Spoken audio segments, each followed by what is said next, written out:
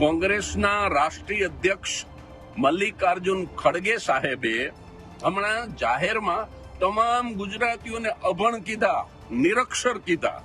અને એટલે મારે વિનમ્રતાથી કહેવું છે કે ભારતના રાષ્ટ્રપિતા મહાત્મા ગાંધી ગુજરાતી છે અને એ પરદેશમાં જઈને બેરિસ્ટર થયેલા. પ્રથમ વડાપ્રધાન થવા માટે સૌથી લાયક ઉમેદવાર કોઈ હોય તો એ સવાયા ગુજરાતી સરદાર વલ્લભભાઈ પટેલ હતા અને એ પણ પરદેશમાં જઈને બેરિસ્ટર થયેલા. સરદાર વલ્લભભાઈ પટેલને પોતાના રજવાડાની સૌ પ્રથમ આહુતિ આપનાર કોહિલવાડના કૃષ્ણકુમાર સિંહજીથી માંડી અને ગુજરાતના તમામ રાજાઓ હાઈલી એજ્યુકેટેડ હતા, પરદેશમાં જઈને ભણેલા હતા. ગુજરાતના ઉદ્યોગપતિ અંબાણી, મુકેશભાઈ અંબાણી એ રિચેસ્ટ એશિયન ઉદ્યોગપતિ છે અને એ પણ કેમિકલ એન્જિનિયર છે.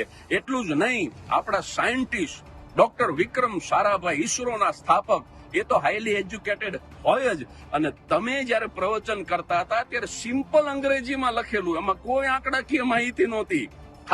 ખાલી મોદીની ટીકા જ કરવાની હતી.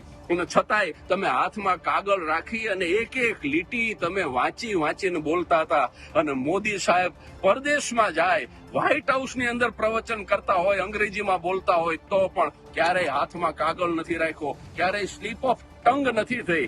તો આદરણીય ખડગે સાહેબ, તમે જ નક્કી કરજો, ગુજરાતીઓ અભણ છે કે કોણ અભણ છે.